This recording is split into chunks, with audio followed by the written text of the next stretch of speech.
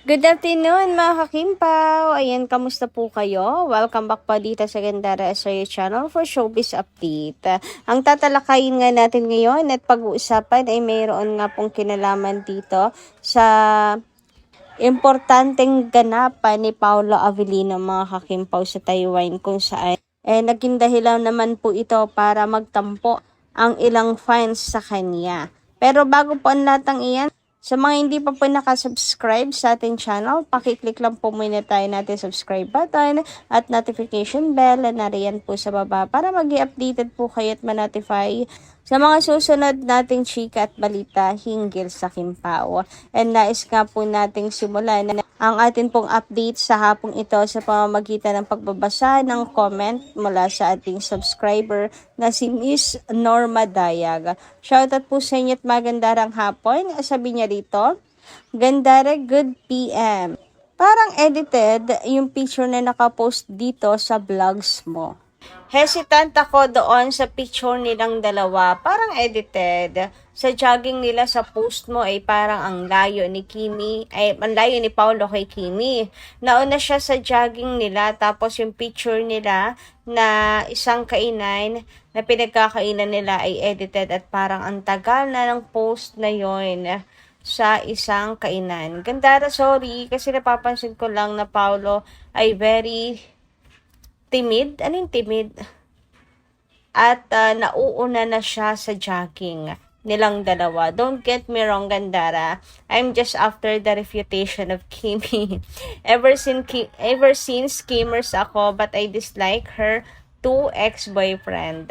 But when Paolo enters to the life of Kimi, I learned to love KP. Yes, Gandara, I like them both until they develop their feelings with each other. Now we know very well that Kimi is one-man woman. Therefore, Paolo must be true to her, but not just to ride in her popularity. Gandara, I am not a basher of Paolo, but instead I just wanted Kimi. For the third time, Kimi has found the right man for her life. Motherly instinct. I do cry if ever Paolo will fool her. Parang one-sided affair. That Kimi is the only one who showed her love to Paolo and not Paolo. Anyway, we have many vloggers and vlogging team about their sweetness when off the camera. Sana'y hindi ito tricks lang, Paolo. At totoong maniwala kami sa iyo na mahal mo si Kimi pag iniharap mo siya sa dambana. God bless you both and also Gandara and family. Ayan, thank you so much Miss Norma Dayag at wag kayong mag-alala na uunawaan ko naman yun na parang pangaral din ba kay Paolo Avellino since you really like Paolo then for Kimi. Sana Paolo, ayan, bilang pangaral, sana itotoong yung nararamdaman kay Kim Chu. Ando na tayo. Pero, okay, wait. Pag-usapan muna natin ang tungkol dito sa sinasabi yung edited picture ng Kim Pao. So, ito po ba yun? Magkalayo talaga ang Kim Pao po dyan. Pinagdikit lang po natin, mga kakimpaw. So, ito yan, mga kakipi, okay? So, edited talaga siya. Wala naman ako nakikitang mali doon. Mas gusto lang talaga natin na magkatabi sila at mas malaki yung picture nilang dalawa. Kaya inedit. Para mas zoom, para mas kita natin yung face nilang dalawa ba, mga kakimpaw. Anyway, tungkol naman nga doon sa sinasabi nyo na hindi kayo basher ni Paolo, parang paalala lang sa kanya, mga kakimpaw, na sana ikaw na yung magmahal ng totoo kay Kim Chu, kaya wag mong gagayahin ang dalawang naging ex ni Kimi. At para panatag kami, pagka kasala na, di ba? Pag hinarap na sa dambana, totoo ang isusumpa mo kay Chinita Princess. Gets ko naman yon Miss Norma Dayag, pero ang sagot ko lang doon sa sinasabi ninyo ay na si Kim lang ay nagpapakita ng pagmamahal kay Paolo at si Paolo ay hindi. Totoo rin naman I mean, si Kimi yung mas showy, mga kakimpaw, sa relationship nilang dalawa. Kasi yun yung pagkatao ni Kim talaga, mga kakipim. Kasi nga, sa pagkatao nila, dapat gets nyo na yun. Si Paolo is nonchalant, super tahimik lang talaga. And si Kimi, Talagang pinapakita niya yung pagmamahal niya sa isang tao. Ganun si Chinita Princess, mga kakimpaw. Pero it doesn't mean na hindi talaga pinapakita ni Paula Avellino na mahal niya si Kim. Kapag silang dalawa lang, mga kakimpaw, ramdam mo na mas mahal ni Paula Avellino si Kim. May ganun kasi talagang tao, mga kakimpaw. Like kami ng hubby ko, ganun, mga kakipi. Pag nasa public, mas talagang sweet, mas nagpapakita ako ng pagmamahal, mga kakimpawa. While ang partner ay hindi. Kasi nga, very nonchalant, very man of a few words, gano'n. Minsan talaga, ultimo pagsi-selfie, hindi ka makakapagpa-selfie, mga kakimpaw. Kasi nga, naging camera shy pa. Oh my gosh. Buti na lang nga si Paula Avellino ay hindi po camera shy, di ba? Mga ka-KP. So, marami silang pictures together. Masasabi kong mas maigi pa nga po si Paula Avellino, mga kakimpaw.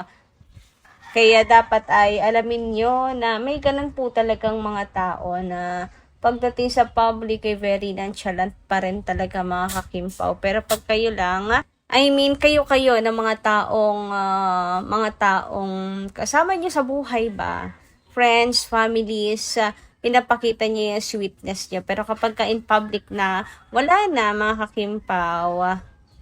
And for me, having that kind of man, mga kakimpaw, masasabi ko na yung ganun pong gestures nila is to protect and respect and preserve the dignity of a girl, mga kakimpaw. Alam mo yung nandun yung pagprotekta at respeto sa'yo bilang babae talaga, mga kakipi, na hindi niya pinapakita sa mga tao na ganto ka lang, isang gantong babae ka lang, na you are respectful, mga ganong bagay. Ewan ko ba kung nagigets niyo yung sinasabi ko?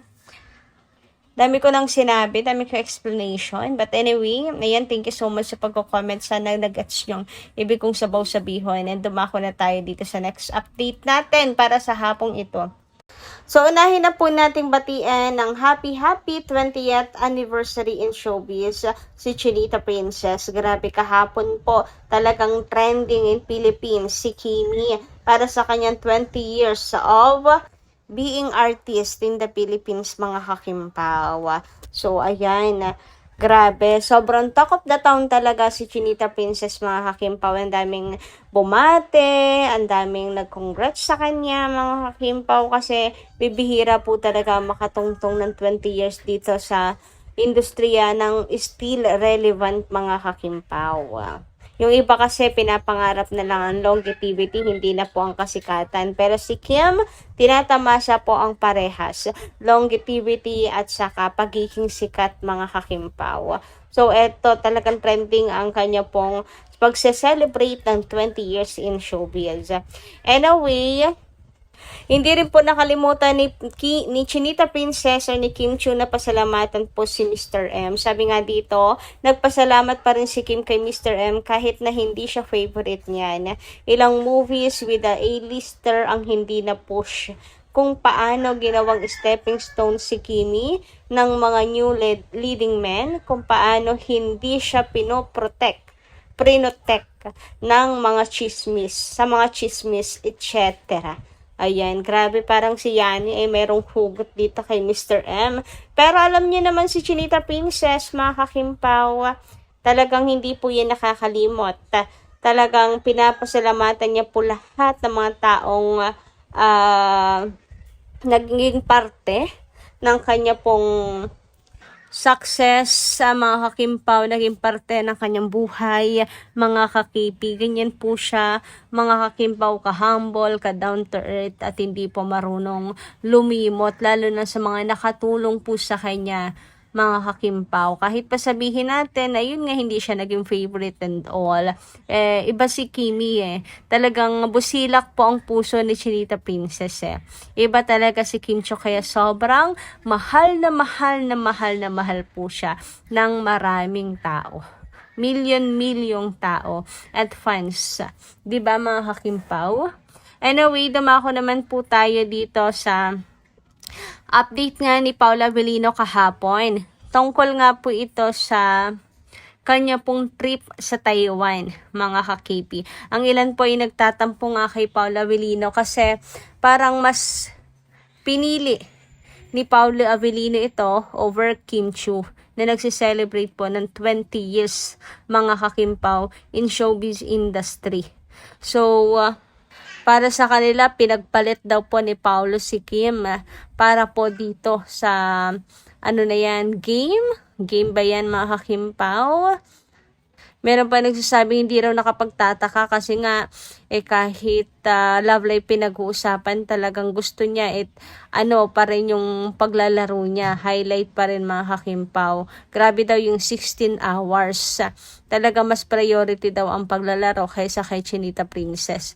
And ito daw muling pinatunayan lang ni Paolo Avellino. Pinagpapalit daw po sa laro si Kimi. Anyway, sabi pa dito, hindi niya nga naalala si Kim. Hindi nga niya binati sa 20 years. Kawawa naman si Kim. Walang kwentang lalaki na punta sa kanya. Grabe naman sa walang kwenta, naka-caps lock pa ha. Kim Chiu PH pa man din po yung pangalan nito. Anyway, Jenny Flores, ayan, hindi totoo yan. Okay? Hindi naman mo hawak ang account ni Paolo Avellino para masabing hindi talaga niya binati si Kim. Kasi for sure meron niyang pagbate in personal message, direct message. Kaya wag mo sabihin na hindi man lang niya naalala si Chinita Princess, ni hindi man lang nakiselebrate ng 20 years kay Kim Chiu. Or hindi importante si Kim para sa kanya. Para sabihin mong walang kwenta si Paolo Avellino. Anyway, gets ko naman na may galit. Pero para sabihin na walang kwenta si Paolo Avellino in just a mistake, grabe naman kayo. Parang hindi po kayo nagkamali at nakalimot kahit isang beses man lang sa inyong buhay. Grabe talaga ka mapanghusga ng mga tao, no? Na mga wala pong alam. Anyway, napansin din po ng mga netizens and Kim Pao fans ang mata ni Chinita Princess nitong mga nagdaang araw, mga kakimpaw, kung saan ay namumugto daw po ito. Na para daw may problema si Kim na dinadamdam, na para daw galing sa pag-iyak si Chinita Princess kasi kitang-kita daw yung eye bags, pamumugto ng kanyang mga mata. Tulad ng mga nasa screen ninyo, mga kakimpaw.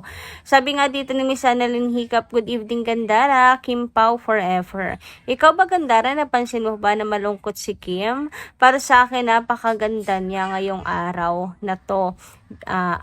Baby ni Paolo. Pero ang daming mga fans na sinasabi malungkot daw siya at mugto ang mata niya. Pero para sa akin, napakaganda niya. Pagpasok kanina sa Showtime, talagang alagang-alaga siya ni Paolo. Ang dami nga, Miss Annalyn Hiccup, ano? Pero hindi po yan mugto. Sadyang ganyan lang po talaga ang mata ni Kim. Kumbaga parang maaibag talaga yung mata ni Chinita Princess. Lagi ba namang puyat, di ba mga kakimpaw? Ikaw ba naman ang laging kapos sa tulog? Pag hindi ka naman talaga nagka-eyebags, mga kakimpaw. Pero ganun pa man, super pretty pa rin talaga po ni Chinita Princess, mga kakimpaw. And may ganun po talaga mga mata. Kahit hindi po puyat, maaibag or malaki yun sa ilalim. Parang bugtungan sinasabi nila, ganyan. Kasi wala, may natural talagang ganun eh. And si Kimi, very pretty pa rin naman, mga kakimpaw. Even na she has that natural, eye bags. Sabi naman dito ni Rosita Ardo, mag 4 years na tandem ni Paolo. May nakita naman siyang bago. Sana'y malampasan mo, Kim. Maraming lalaki dyan. Huwag yan si Paolo. Ayan. Wag po tayong maniwala na mayroon pong bago si Paolo Avellino, ha. Wala po yan dahil ang tanging nakikita lang ni Paolo Avellino babae sa kanya pong mga mata ay si Chinita Princess lang. So yun lang po muna ating update. Maraming salamat guys sa inyong pakikinig. Kita kas po muli sa mga susunod natin, chika. Maraming salamat at mag-iingat po kayo palagi.